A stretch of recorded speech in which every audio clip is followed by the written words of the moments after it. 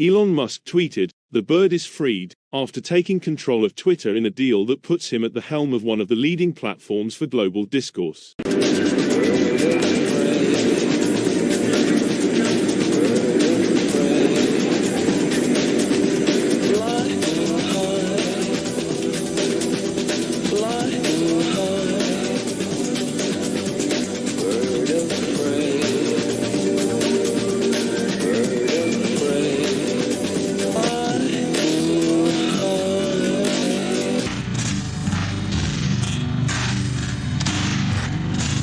SpaceX, the rocket company NASA uses.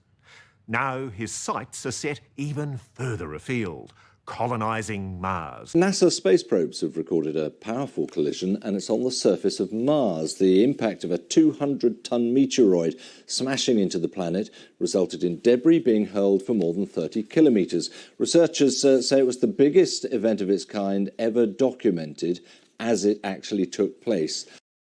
In December of last year, a meteoroid struck Mars and created the largest fresh impact crater we have observed in 16 years of MRO mission.